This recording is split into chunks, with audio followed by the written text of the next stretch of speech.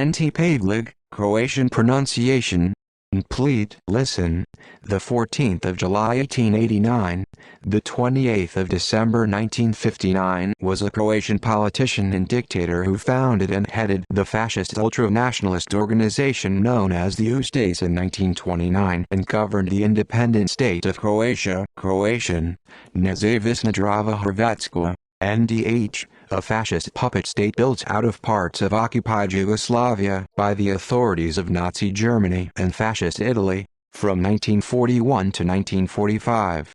Pavelic and the Ustase persecuted many racial minorities and political opponents in the NDH during the war, including Serbs, Jews, Romani, and anti-fascists, becoming one of the key figures of the genocide of Serbs and the Holocaust in NDH. At the start of his career, Pavelic was a lawyer and a politician of the Croatian Party of Rights in the Kingdom of Yugoslavia, known for his nationalist beliefs and support for an independent Croatia. By the end of the 1920s, his political activity became more radical as he called on Croats to revolt against Yugoslavia, and schemed an Italian protectorate of Croatia separate from Yugoslavia. After King Alexander I declared his 6 January dictatorship in 1929 and banned all political parties, Pavelic went abroad and plotted with the Internal Macedonian Revolutionary Organization (IMRO) to undermine the Yugoslav state, which prompted the Yugoslav authorities to try him in absentia and sentence him to death. In the meantime, Pavelic had moved to Fascist Italy, where he founded the Ustase, a Croatian nationalist movement with the goal of creating an independent Croatia by any means, including the use of terror. Pavelic incorporated terrorist actions in the Ustase program, such as train bombings and assassinations, staged a small uprising in Lika in 1932, culminating in the assassination of King Alexander in 1934 in conjunction with the IMRO. Pavelic was once again sentenced to death after being tried in France in absentia and, under international pressure, the Italians imprisoned him for 18 months, and largely obstructed the Ustase in the following period. At the behest of the Germans, Senior Stanislav Kokveternik declared the NDH's establishment on the 10th of April 1941 in the name of Pavelic, the Poglavnik. Pavelic returned from Italy and took control of the puppet government, creating the political system similar to that of Fascist Italy and Nazi Germany. The NDH, though constituting a Greater Croatia, was forced by the Italians to relinquish several territorial concessions to the latter. After taking control, Pavelic imposed largely anti-Serbian and anti-Semitic policies that resulted in the deaths of over 100,000 Serbs and Jews in concentration and extermination camps in the NDH, murdering and torturing several 100,000 Serbs, along with tens of thousands of Jews and Roma. These persecutions and killings have been described as the single most disastrous episode in Yugoslav history.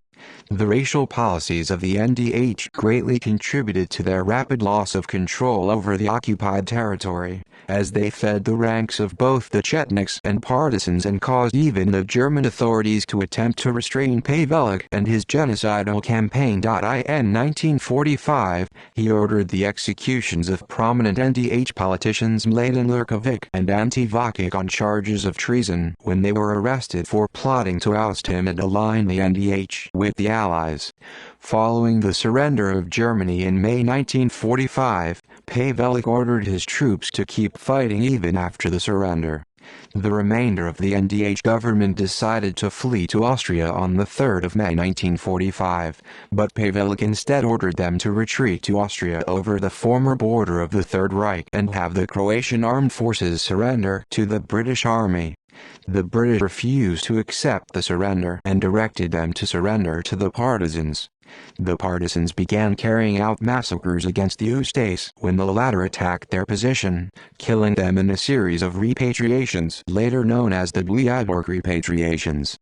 Pavelic himself fled to Austria, and later Argentina, whose President Juan Perón provided sanctuary for German war criminals and several Ustase.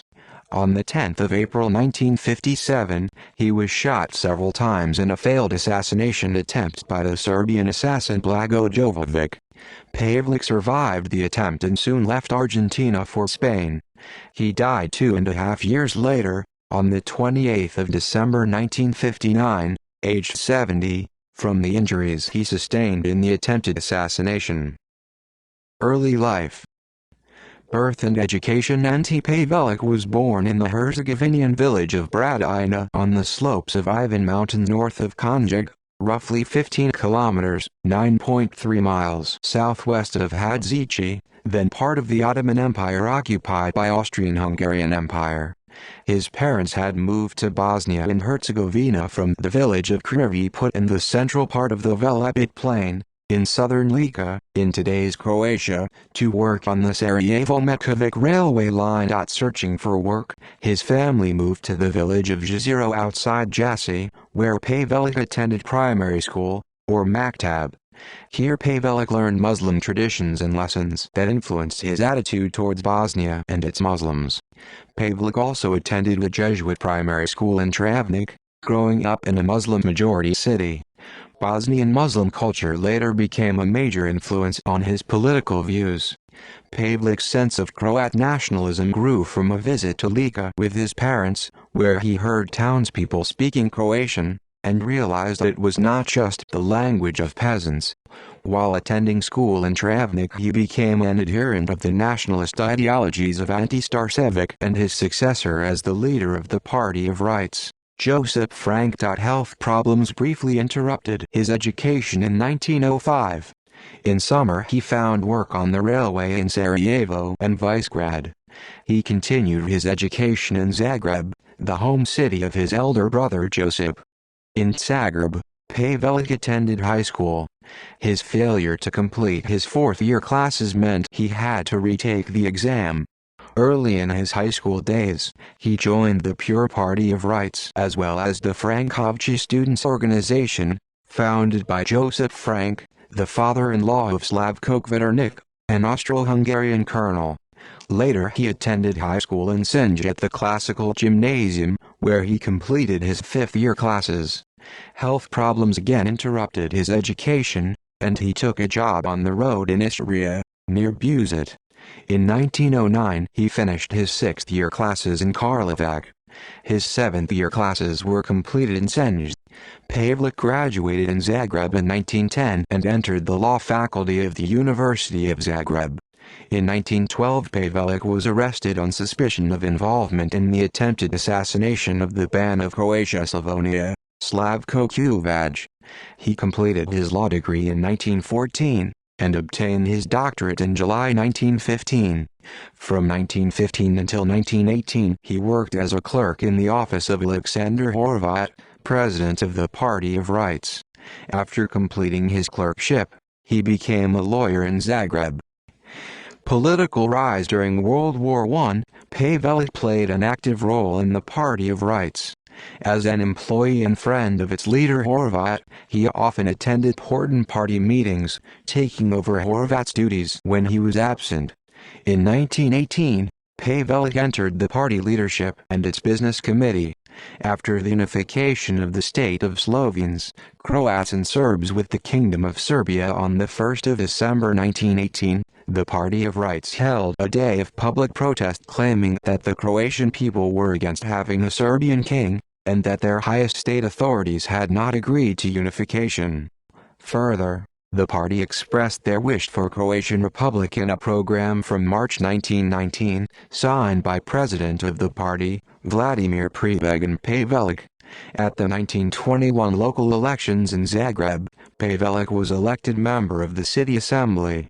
In the name of the party, he contacted Nikola Pasic, the Yugoslav prime minister and member of the People's Radical Party, with the goal of weakening the Croatian Peasant Party, HSS, the dominant Croatian party in the interwar period. Pavelić Acute was a member of the Frankovci faction of the Party of Rights. Ivica Persic, a Croatian politician from the competing Milinovci faction, wrote in his memoir how Pavelić's 1921 election significantly raised the standing of his law office in Zagreb.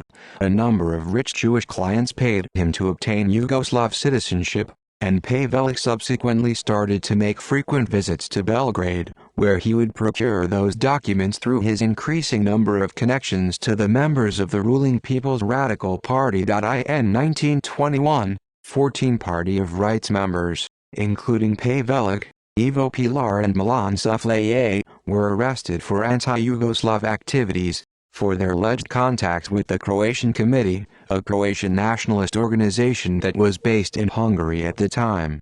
Pavelic acted as the defense lawyer at the subsequent trial and was released on the 12th of August 1922, in St. Mark's Church, Zagreb.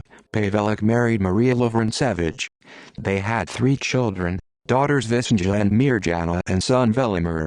Maria was part Jewish through her mother's family, and her father, Martin Lovrencevic, was a member of the Party of Rights and a well-known journalist. Later Pavelic became vice president of the Croatian Bar Association, the professional body representing Croatian lawyers. In his speeches to the Yugoslav parliament, he opposed Serbian nationalism and spoke in favor of Croatian independence.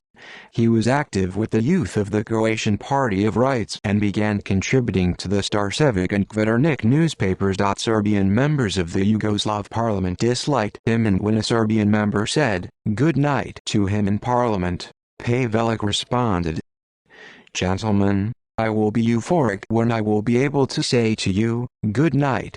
I will be happy when all Croats can say, good night and thank you for this party we had here with you. I think that you will all be happy when you don't have Croats here anymore." In 1927, Pavelic became the vice president of the party. In June 1927, Pavelic represented Zagreb County at the European Congress of Cities in Paris. When he was returning from Paris, he visited Rome and submitted a memorandum in the name of HSP to the Italian Ministry of Foreign Affairs, in which he offered to cooperate with Italy in dismembering Yugoslavia.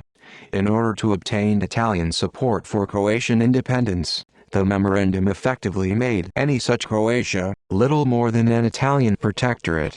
The memorandum also stated that the Party of Rights recognized the existing territorial settlements between Italy and Yugoslavia, thus giving up all Croatian claims to Istria, Rijeka, Zadar and the Adriatic Islands, which Italy had annexed after World War I. These areas contained between 300,000 and 400,000 Croats. Further, the memorandum also agreed to cede the Bay of Kotor and Dalmatian headlands of strategic importance to Italy, and agreed that a future Croatia would not establish a navy. As the most radical politician of the Croatian bloc, Pavelic sought opportunities to internationalize the Croatian question and highlight Yugoslavia's unsustainability.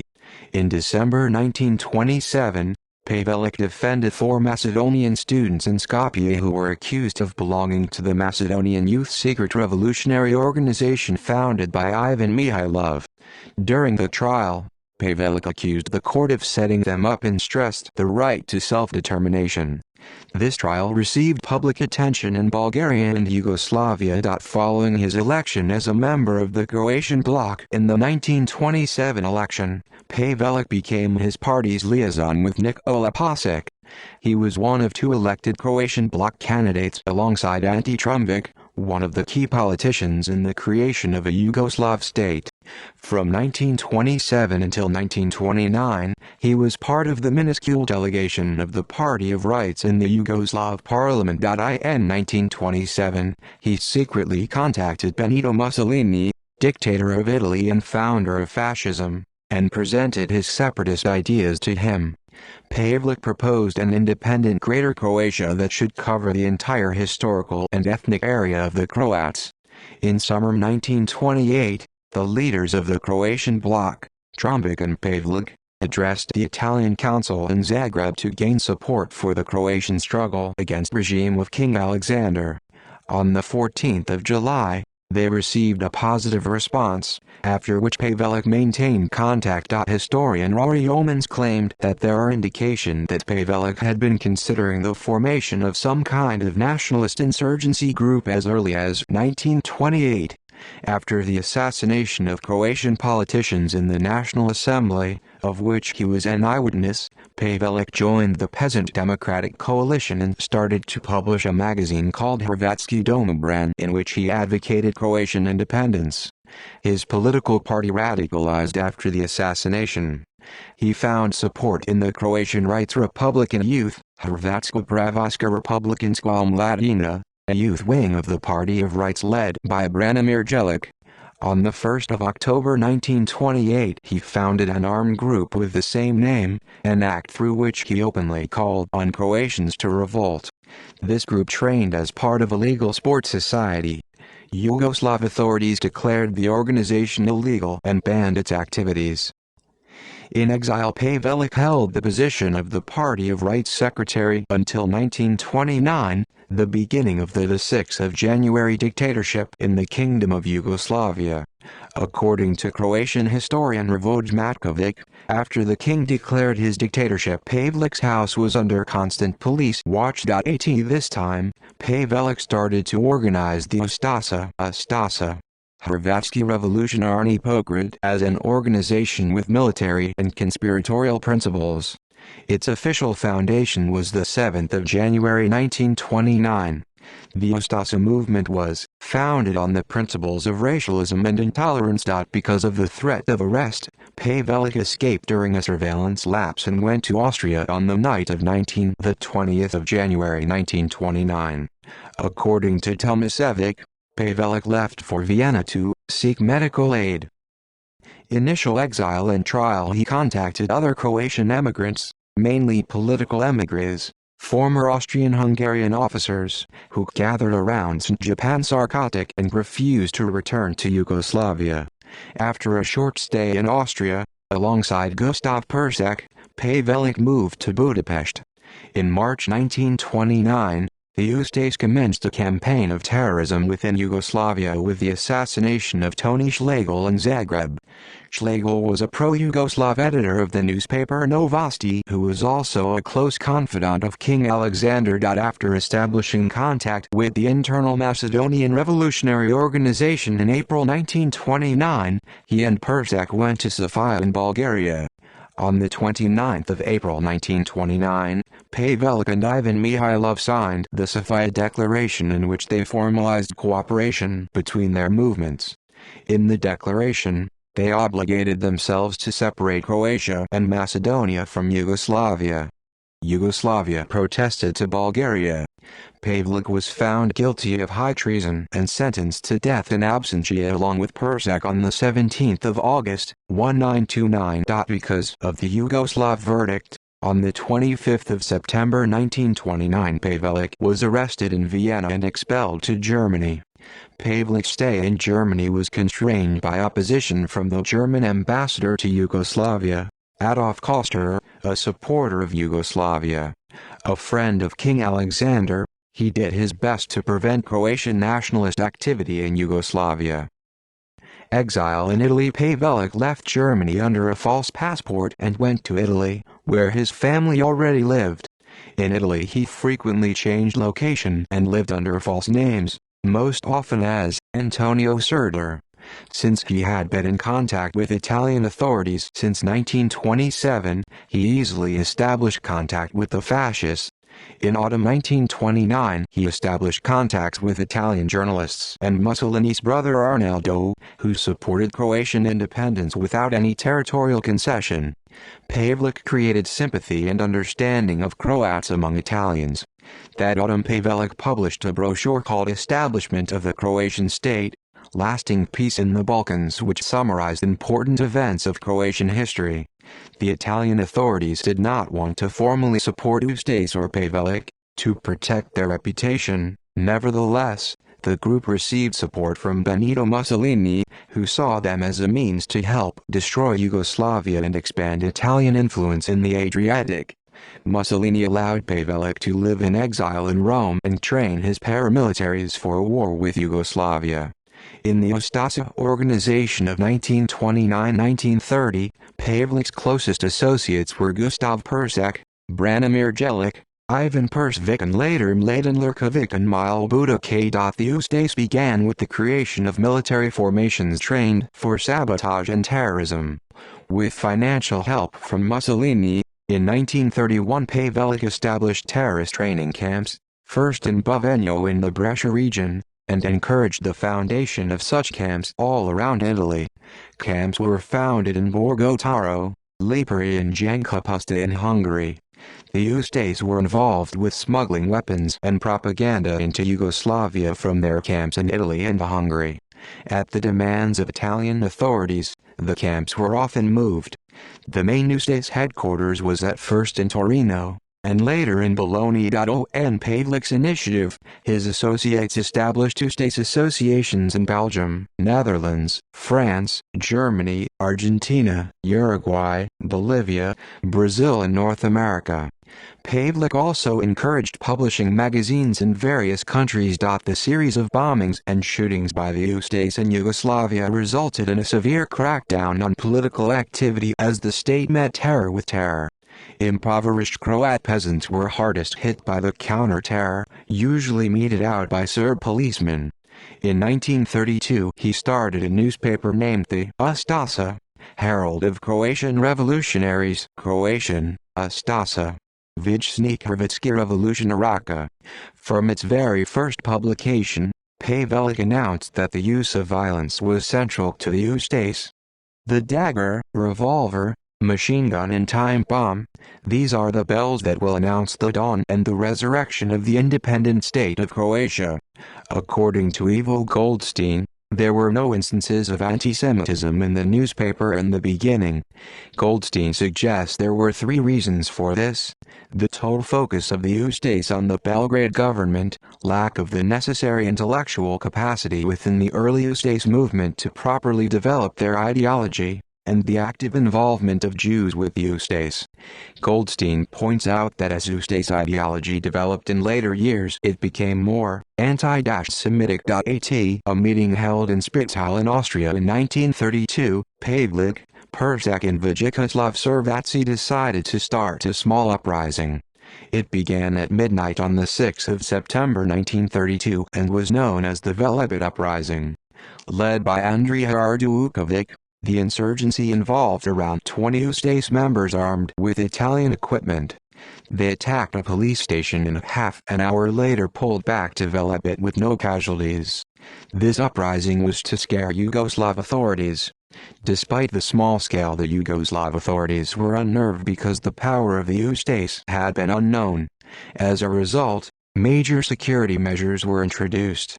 This action appeared in the foreign press, especially in Italy and Hungary. On the 1st of June 1933 and the 16th of April 1941, the Ustasa program and the 17 Principles of the Ustase movement were published in Zagreb by the propaganda department of the Supreme Ustasa headquarters. The main goal was the creation of an independent Croatian state based on its historical and ethnic areas, with Pavelich stating that Ustase must pursue this end by any means necessary, even by force of arms. According to his rules he would organize actions, assassinations and diversions. With this document the organization changed its name from Ustasa, Croatian Revolutionary Movement, to Ustasa, Croatian Revolutionary Organization, Croatian, Ustasa, Hrvatska Revolutionarna Organizacija, abbreviated to UHRO. Assassination of King Alexander and aftermath. By killing the king of Yugoslavia, Pavelich saw an opportunity to cause riots in Yugoslavia and eventual collapse of the state. In December 1933, Pavelich ordered the assassination of King Alexander. The assassin was caught by the police and the assassination attempt failed. However, Pavelich tried again in October 1934 in Marseille. On the 9th of October 1934, King Alexander I of Yugoslavia and French Foreign Minister Louis Barthou were assassinated in Marseille. The perpetrator, Vlado Chernozemski, a Bulgarian revolutionary, was killed right after the assassination by French police.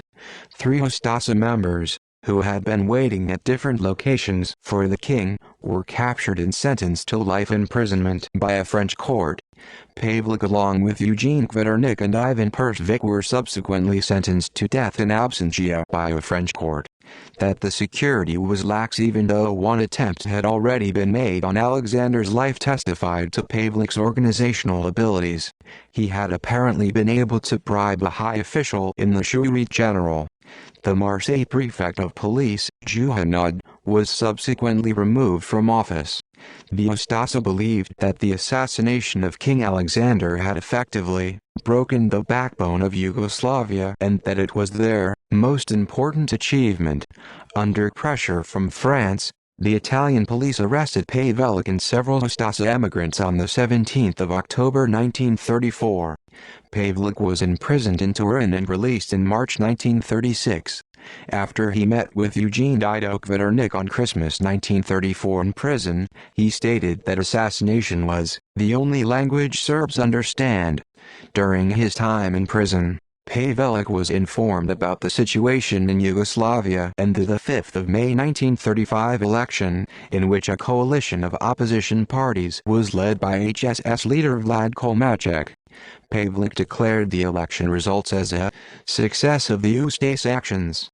By the mid-1930s, graffiti with the initials ZAP meaning, Long Live Anti-Pavlik, Croatian, Živio Anti-Pavlik had begun to appear on the streets of Zagreb. After Pavlik's release from prison, he remained under surveillance by the Italian authorities, and his Ustase were interned. Disappointed with relations between the Italians and the Ustase organization, Pavlik became closer to Nazi Germany, who promised to change the map of Europe fixed under the 1919 Treaty of Versailles. In October 1936 he finished a survey for the German Ministry of Foreign Affairs called The Croatian Question, Croatian, Hrvatsko pitanje, German, Die Kroatische Frage. According to Ivo Goldstein, the survey deemed the Serbian state authorities, international Freemasonry, Jews and communism as enemies and stated that, today almost all banking and almost all trade in Croatia is in the hands of the Jews. This became possible only because the state gave them privileges, because the government believed that this would weaken Croatian national strength. The Jews greeted the foundation of the so-called Yugoslav state with great enthusiasm because a national Croatian state would never suit them as well as Yugoslavia did. All the press in Croatia is in Jewish hands. This Jewish Freemason press is constantly attacking Germany, the German people and National Socialism. According to Matkovic, after 1937 Pavlik paid more attention to the Ustase and Yugoslavia than elsewhere, since the emigrants had become passive after the assassination. In 1938 he instructed the Ustase to form stations in Yugoslav towns. The fall of Stojanović's government and the creation of the Banovina of Croatia in 1939 further increased Ustase activity. They founded Uzdanica Hope, a savings cooperative. Under Uzdanica, Ustase founded Ustase University headquarters and the illegal association Matija Gubek. However, Pavlović observes that Pavlik had few contacts with the Ustase within Yugoslavia, and that his esteemed position within the Ustase was partly due to his isolation in Italy. Despite their rise in activity in the 1930s, the movement experienced only moderate growth of popularity, and remained a marginal group. In the late 1930s, about half of the 500 Ustasa in Italy were voluntarily repatriated to Yugoslavia, went underground and increased their activities. During the intensification of ties with Nazi Germany in the 1930s, Pavlik's concept of the Croatian nation became increasingly race-oriented. On the 1st of April 1937, after the Stojanović-Cheno agreement, all Ustase units were dissolved by the Italian government. After that, Pavlik was put under house arrest in Siena, where he lived until 1939. During this period he penned his anti-Bolshevik work Horrors and Mistakes, Italian, Uri, Croatian, Strahot Zabluda, which was published in 1938. It was immediately seized by the authorities. At the onset of World War II, he moved to a villa near Florence under police watch until spring 1941. After Italy occupied Albania and prepared an attack on Yugoslavia, Cheno invited Pavelić to negotiations. They discussed Croatian armed revolt, Italian military intervention and the creation of a Croatian state with monetary, customs and personal unions with Italy, which Pavelić later refused. In 1940 Pavelić negotiated with the Italians for military assistance in creating a separate Croatian state which would have had strong ties to Italy, but this plan was postponed by the invasion of France, and subsequently derailed by Adolf Hitler. Ustaše regime. Establishment. On the 25th of March 1941, Yugoslavia signed the Tripartite Pact, but 2 days later the government was overthrown in a bloodless military coup by opponents who were motivated by a range of factors. 2 days after the Belgrade coup, Mussolini invited Pavelić from Florence to his private residence in Rome, the Villa Terlonia. This was their first meeting since Pavelić's arrival in Italy. Pavelić was escorted by Mate Jubčić, but Mussolini received only Pavelić. Acting Foreign Minister Filippo Anfuso was present during the meeting. Pavelić and Mussolini discussed Croatia's position after Yugoslav capitulation. Mussolini was concerned that Italian designs on Dalmatia be achieved, and in response Pavelić acknowledged the agreements he had made earlier and reassured him. Pavelić requested the release of the remaining interned Ustaše. An Italian liaison officer was allocated to him, and the Italians also lent him a radio station in Florence so he could conduct late-evening broadcasts. On the 1st of April 1941 Pavelić called for the liberation of Croatia. On the 6th of April 1941 the Axis invaded Yugoslavia from multiple directions, rapidly overwhelming the underprepared Royal Yugoslav Army, which capitulated 11 days later. The German operational plan included making political promises to the Croats to increase internal discord. The Germans generally preferred to collaborate with non-fascists who were willing to work with them, and only placed out-and-out fascists in charge as a last resort. Croatia was no exception. The Nazis wanted any Croatian puppet government to have popular support, so that they could control their zone of occupation with minimal forces and exploit the available resources peacefully. The administration of Banovina Croatia had been under the control of an alliance of Vlatko Maček's HSS and the mostly Croatian Serb Independent Democratic Party. Maček was very popular among Croats, had been vice premier in the Yugoslav Cvetković government, was a supporter of Yugoslav accession to the Axis and had already made paramilitary force in the form of the HSS Croatian Peasant Defense. As a result, the Germans attempted to get Maček to proclaim an independent Croatian state and form a government. When he refused to cooperate, the Germans decided they had no alternative other than to support Pavelić, even though they considered that the Ustaše could not provide an assurance they could govern in the way the Germans wanted. It was estimated by the Germans that Pavelić had around 900 sworn Ustaše in Yugoslavia at the time of the invasion, and the Ustaše themselves considered that their supporters only numbered some 40,000. The Germans also considered Pavelić to be an Italian agent or Mussolini's man, but considered that other senior Ustašes such as deputy leader, Croatian, Doglavnik Slavko Kvaternik were sufficiently pro-German to ensure their interests would be supported by any regime led by Pavelić. On the 10th of April 1941, Kvaternik declared an independent state of Croatia in the name of the Poglavnik Ante Pavelić via the Zagreb radio station. Kvaternik was acting on the orders of SS Brigadeführer, Brigadier Edmund Wiesenmayer. The proclamation was viewed favorably by a significant portion of the population, particularly those living in Zagreb, Western Herzegovina and Lika. The Croatian Peasant Defense, which had been infiltrated by the Ustaše, assisted by disarming Royal Yugoslav Army units and imposing some control. However, the Ustaše received limited support from ordinary Croats.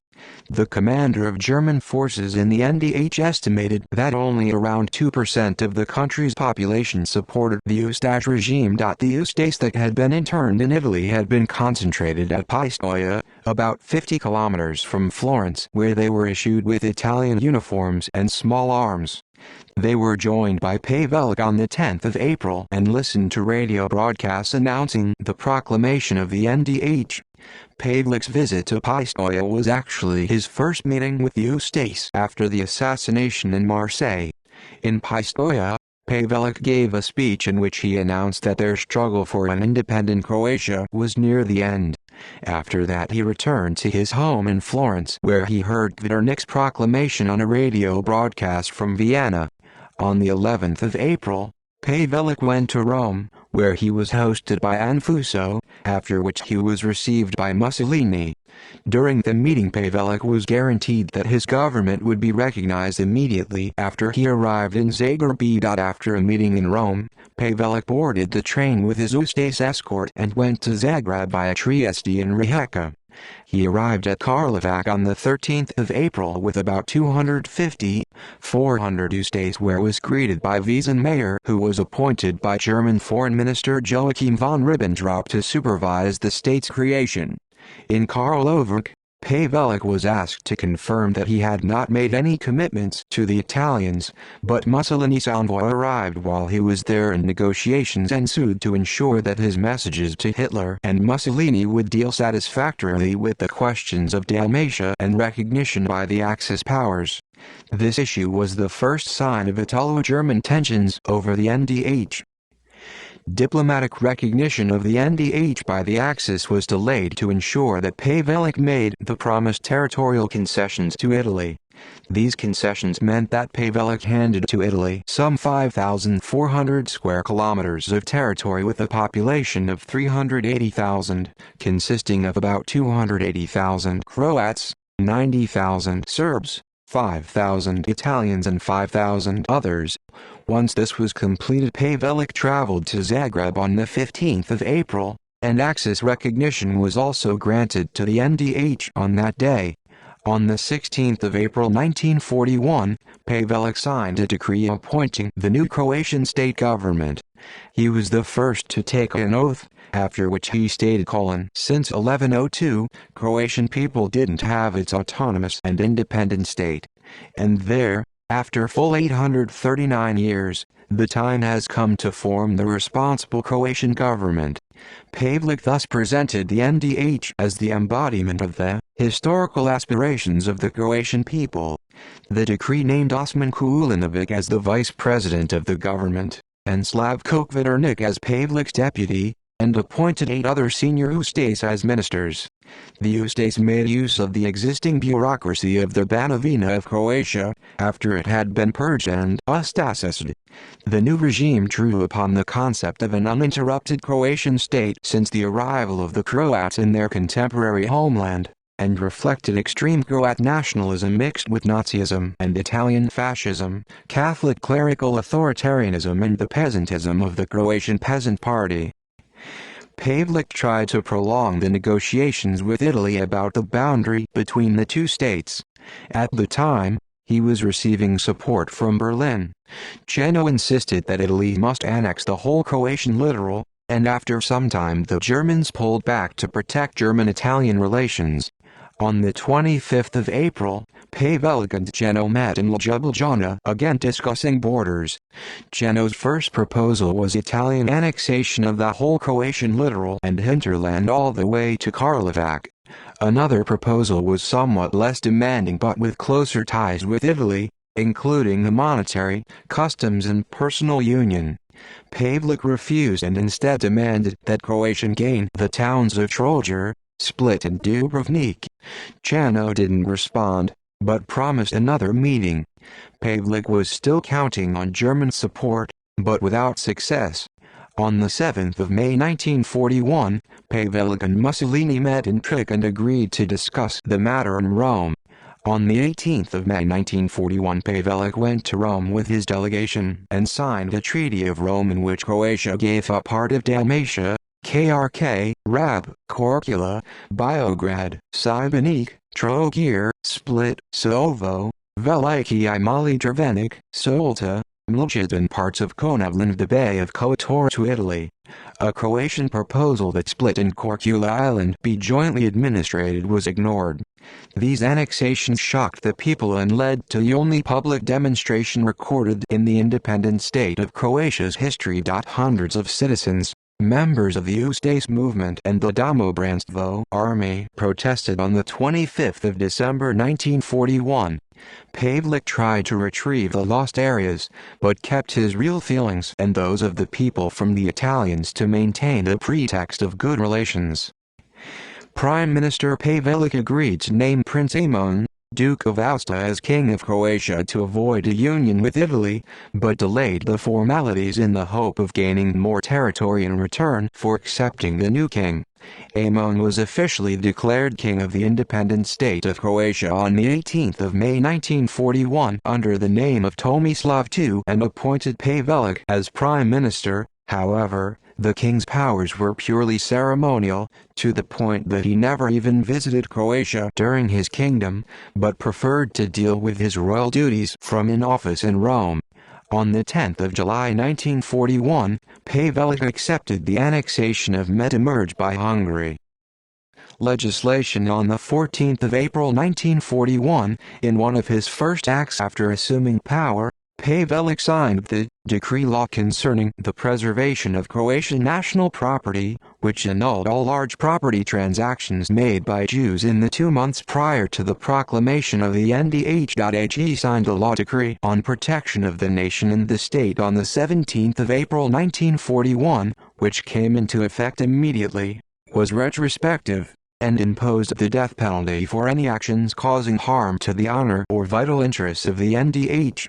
This law was the first of 3 decrees that effectively placed the Serb, Jewish and Roma populations of the NDH outside the law and lead to their persecution and destruction. On April 19 and 22, the Ustaše issued decrees suspending all employees of state and local governments and state enterprises. This allowed the new regime to get rid of all unwanted employees.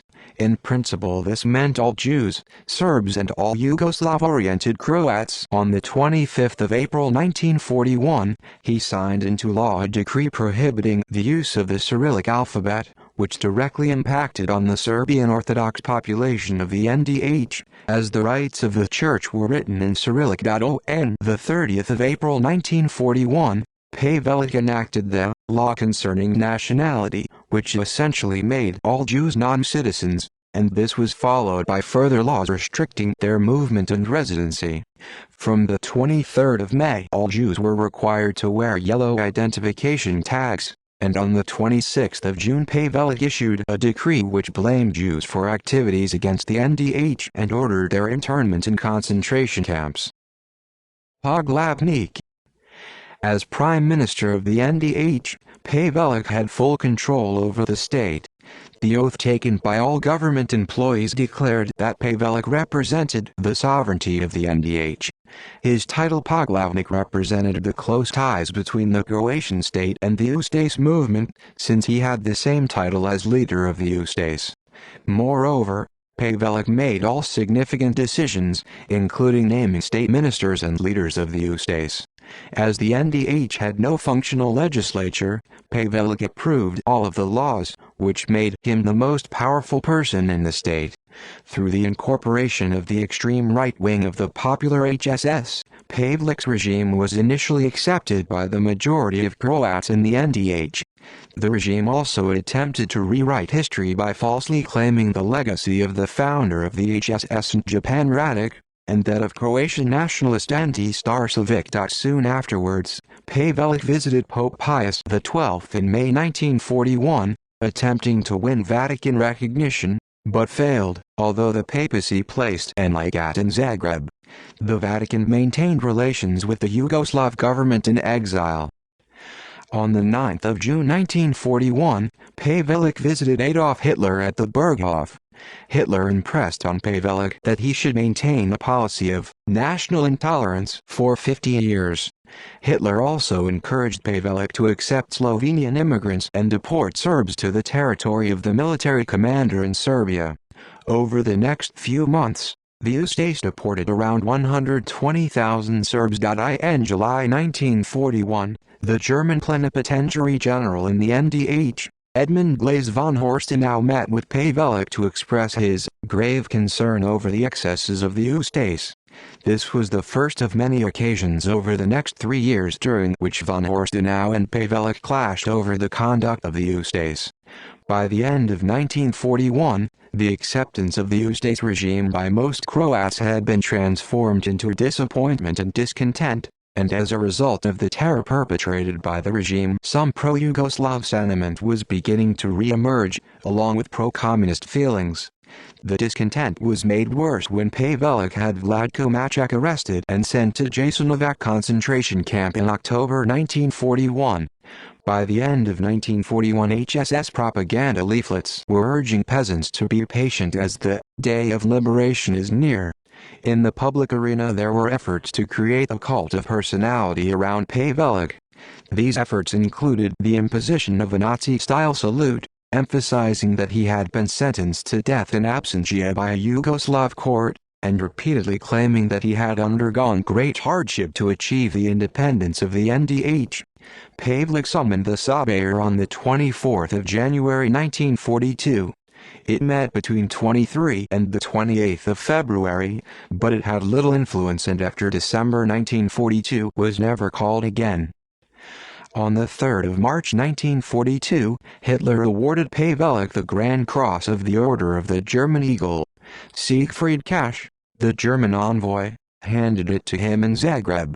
Eugene Dido Kvaternik, son of Slavko Kvaternik, and one of the main protagonists in the Ustase genocide of the Serbs, stated that Pavelić directed Croat nationalism against the Serbs in order to distract the Croat population from a potential backlash against the Italians over his territorial concessions to them in Dalmatia. The worst policies directed against minorities were Ustase-run concentration and forced labor camps. The most notorious camp was the Jasenovac concentration camp, where 80,000 to 100,000 people died, including around 18,000 Croatian Jews, or around 90% of the pre-World War II Jewish community. Pavelić Acute founded the Croatian Orthodox Church with the aim of pacifying the Serbs. However, the underlying ideology behind the creation of the Croatian Orthodox Church was connected to the ideas of Ante Starčević, who considered that Serbs were Orthodox Croats, and reflected a desire to create a Croatian state comprising 3 main religious groupings: Roman Catholic, Muslim and Croatian Orthodox. There is some evidence that the status of Sarajevo Serbs improved after they joined the Croatian Orthodox Church in significant numbers.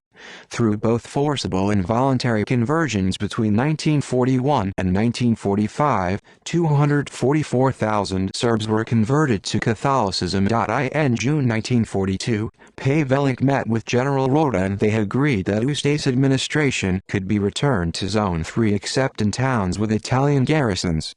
Pavelić agreed to the continued presence of the Chetnik anti-communist volunteer militia, MVAC, in this zone, and that the Italians would intervene in Zone 3 if they considered that was necessary. The result of this agreement was that Italian forces largely withdrew from areas that the NDH had virtually no presence and no means by which to reimpose their authority.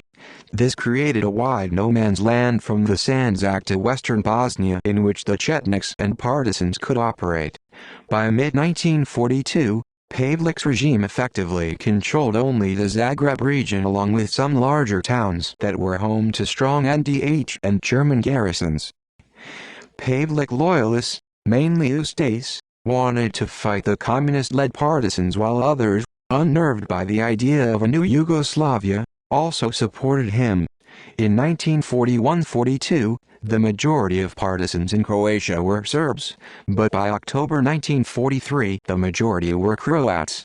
This change was partly due to the decision of a key Croatian Peasant Party member, Božidar Magovac, to join the partisans in June 1943, and partly due to the capitulation of Italy. Pavelić Acute and his government devoted attention to culture. Although most literature was propaganda, many books did not have an ideological basis, which allowed Croatian culture to flourish. The Croatian National Theatre received many world-famous actors as visitors. The major cultural milestone was the publication of the Croatian Encyclopedia, a work later outlawed under the communist regime. In 1941, the Croatian Football Association joined FIFA. On the 16th of December 1941, Pavelic met with Italian Foreign Minister Chano in Venice and advised him that there were no more than 12,000 Jews left in the NDH. In the second half of 1942, the Wehrmacht commander-in-chief of the Southeast, General Oberst Alexander Loren Glaze, urged Hitler to have Pavelic remove both the incompetent Slavko Kvaternik and his son, the bloodthirsty Eugene Dido Kvaternik, from power. When Pavelic visited Hitler in the Ukraine in September 1942, he agreed. The following month Slavko Kvaternik was allowed to retire to Slovakia, and Eugene went with him. Pavelic then used the Kvaterniks as scapegoats for both the terror of 1941–42 and the failure of NDH forces to impose law and order within the state. In January 1943, Glaze told Pavelic that it would be better for everyone if all concentration camps in the NDH were closed and their inmates sent to work in Germany. Lohr also tried to get Hitler to remove Pavelic, disband the Ustase and appoint Glaze as plenipotentiary general with supreme authority over the territory of the NDH. By March, Hitler had decided to give the task of pacifying the NDH to the Reichsfuhrer SS, Field Marshal Heinrich Himmler, who appointed his own plenipotentiary, Generalleutnant der Polizei, Major General of Police Konstantin Kammerhofer. Kammerhofer brought the 7th SS Volunteer Mountain Division Prince Eugene to the NDH and established a 20,000-strong German gendarmerie with a corps of 6,000 Volksdeutsche reinforced by Croats taken from the NDH Home Guard and police. This new gendarmerie swore allegiance to Hitler, not Pavelic. Shortly before the Italian capitulation, Pavelic appointed a new government led by Nikola Mandic as prime minister, which included Miroslav Navratil as minister of the armed forces. Navratil was suggested by Glaze, and was appointed by Pavelic to placate the Germans. As a direct result, the 170,000-strong armed forces of the NDH were reorganized under German control into smaller units with greater mobility, and the size of the Ustase militia was also increased to 45,000. In September 1944, Pavelic met with Hitler for the last time.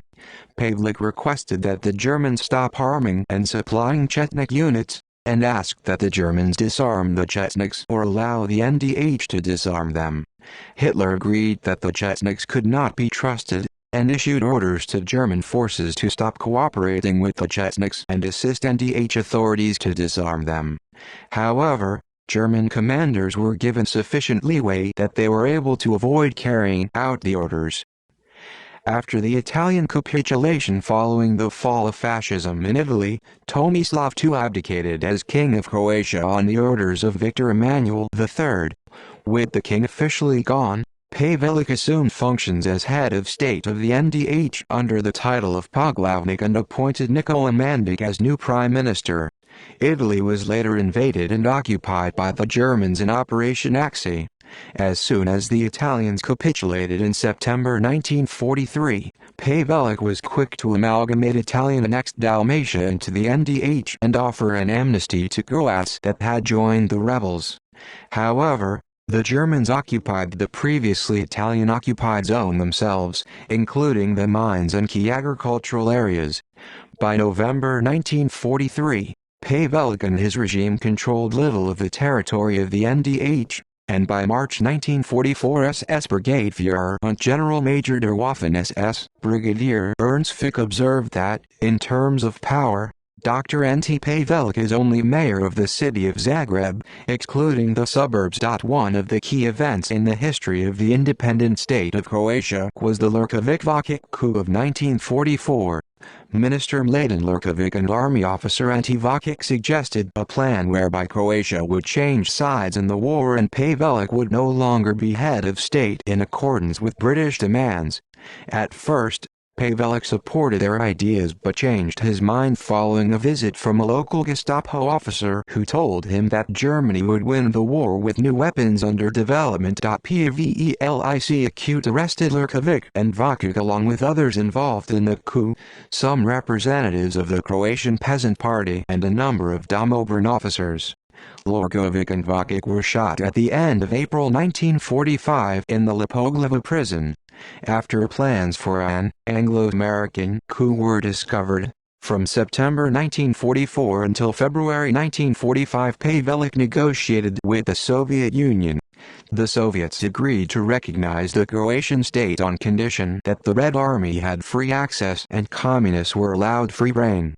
Pavelić refused their proposal and remained allied with Nazi Germany until the end of the war. Genocide. As leader of the independent state of Croatia, Pavelić was the main instigator of the genocidal crimes committed in the NDH, and was responsible for a campaign of terror against Serbs, Jews, Roma and anti-Axis Croats and Bosniaks, which include a network of concentration camps. Numerous testimonies from the Nuremberg trials along with records in German, Italian and Austrian war archives bear witness to atrocities perpetrated against the civilian population. In terms of the proportion of the state population killed by its own government, the Pavelić regime was the most murderous in Europe after Stalin's Soviet Union, Hitler's Germany, and outside of Europe has only been exceeded by the Khmer Rouge in Cambodia and some genocides in African states. As the main instigator of the genocide, Pavelić was supported by his closest associate Eugene Didok-Viternik and Minister of Interior Andrei Hrdlicković, who were responsible for planning and organization, and Vyacheslav Luburić, who executed the orders. In late April 1941, Pavelić was interviewed by an Italian journalist, Alfio Russo. Pavelić stated that Serb rebels would be killed.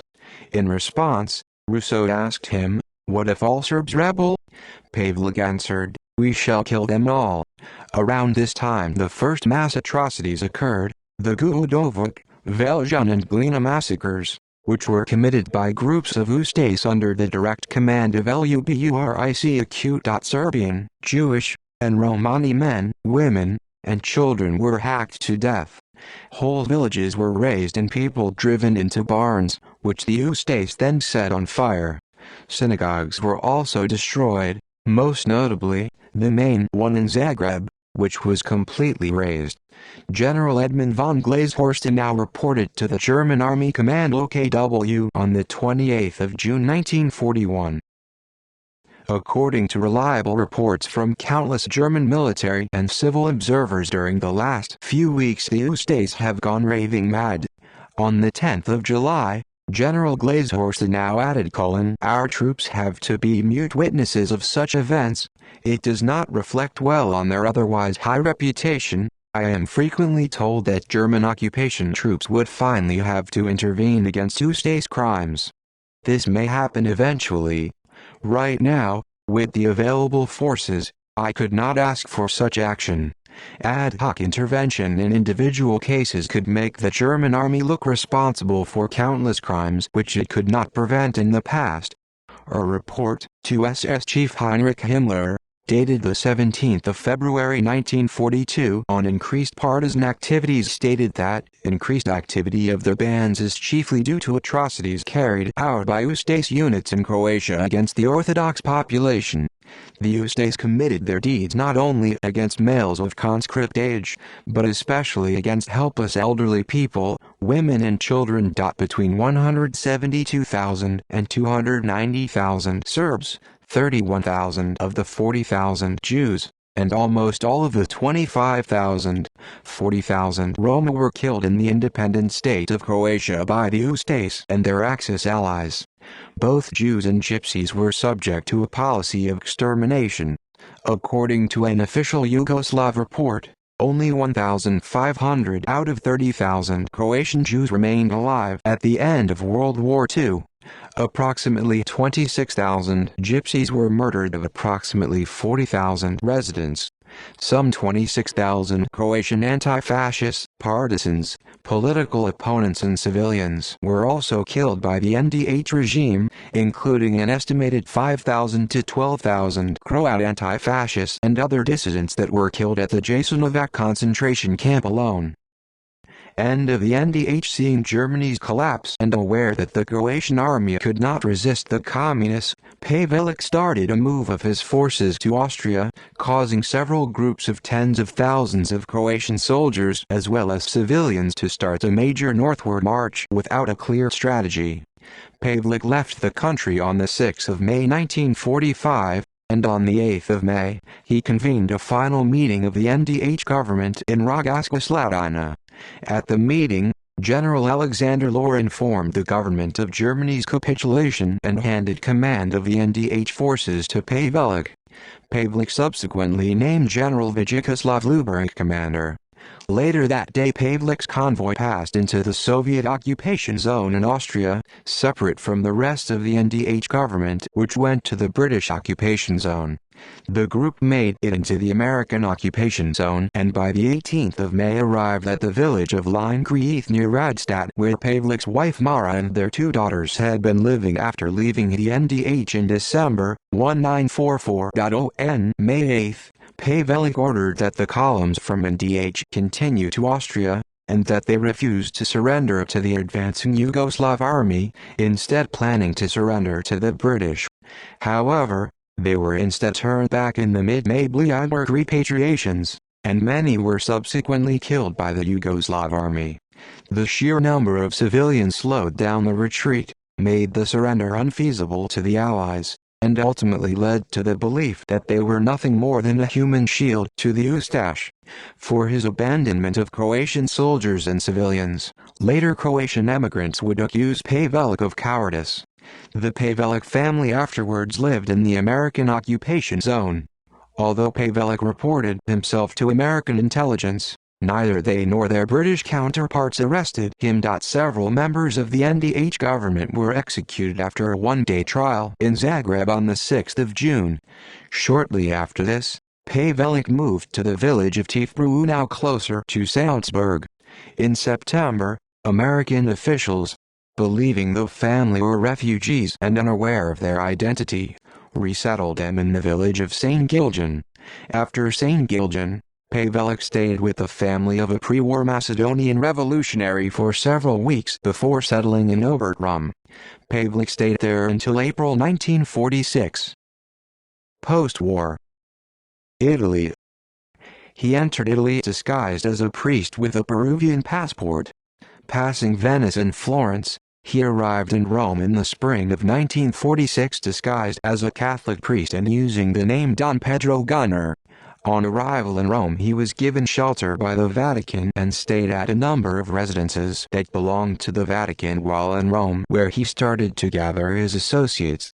Pavelić formed the Croatian State Committee, Croatian, Hrvatski Državni Odbor, headed by Lovro Susic, Matvrkovic and Bozidar Kvran. Tito and his new communist government accused the Catholic Church of harboring Pavelić, who they stated, along with the Western imperialists, wanted to revive Nazism and take over communist Eastern Europe. The Yugoslav press claimed that Pavelić had stayed at the papal summer residence at Castel Gandolfo, while CIA information states that he had stayed at a monastery near the papal residence in the summer and autumn of 1948. Anglo-American intelligence agencies had employed former fascists and Nazis as agents against communist powers. For some time, Pavelić hid in a Jesuit house near Naples. In the autumn of 1948, he met Krunoslav Draganovic, a Roman Catholic priest, who helped him obtain a Red Cross passport in the Hungarian name of Palaranos. Draganovic allegedly planned to deliver Pavelić to the Italian police, but Pavelić avoided capture and fled to Argentina. Argentina, Chile and attempted assassination. Pavelić arrived in Buenos Aires on the 6th of November 1948 on the Italian merchant ship Sestriere, where he initially lived with the former Ustasa and writer Vinko Nikolic. In Buenos Aires, Pavelić was joined by his son Velimir and daughter Mirjana. Soon afterwards, His wife Maria and older daughter Visnja also arrived. Pavelic took up employment as a security advisor to Argentinian President Juan Perón. Pavelic's arrival documents show the assumed name of Pablo Aranjos, which he continued to use. In 1950, Pavelic was given amnesty and allowed to stay in Argentina along with 34,000 other Croats, including former Nazi collaborators and those who had fled from the Allied advance. Following this, Pavelic reverted to his earlier pseudonym Antonio Sertor and continued to live in Buenos Aires. As for most other political immigrants in Argentina, life was hard and he had to work as a bricklayer. His best contact with the Peróns was another former Ustasa Branko Benzon, who enjoyed good relations with Evita Perón, wife of the president. Benzon had briefly been the Croatian ambassador to Germany during World War II and had known Hitler personally, which benefited Croatian-German relations. Thanks to Benzon's friendship with Evita Perón, Pavelic became the owner of an influential building company. Not long after arriving, he joined the Ustase-related Croatian Home Guard Croatian Hrvatski Domobran organization. At the end of the 1940s, many former Ustase split from Pavelic because they believed that Croats, now under new circumstances, needed new political direction. Many who split from Pavelic continued to call themselves Ustase and sought the revival of the independent state of Croatia. The most well-known of these separatists was the former Ustase officer and head of the NDH concentration and extermination camp network, Vyacheslav Luburic, who lived in Spain. In Argentina, Pavelic used the Croatian Home Guard to gather Croatian political emigrants. Pavelic tried to expand the activities of this organization, and in 1950 founded the Croatian Statehood Party, which ceased to exist that year. On the 10th of April 1951, on the 10th anniversary of the independent state of Croatia, Pavelic announced the Croatia state government. This new government considered itself to be a government in exile. Other Ustase emigrants continued to arrive in Argentina, and they united under Pavelic's leadership, increasing their political activities. Pavelic himself remained politically active, publishing various statements, articles, and speeches that attacked the Yugoslav communist regime for promoting Serbian hegemony. In 1954, Pavelic met with Milan Stojadinovic, a former Royal Yugoslav Prime Minister, who also lived in Buenos Aires. The subject of their meeting was trying to find solution for the historic conciliation between the Serbs and Croats. The meeting stirred controversy, but had no practical significance. On the 8th of June 1956, Pavelic and other Ustase immigrants founded the Croatian Liberation Movement Croatian, Hrvatski Oslobodilački Pokret or HOP, which aimed to re-establish the Nazism and NDH. The HOP saw itself as a determined adversary of communism, atheism and Yugoslavism in any possible form.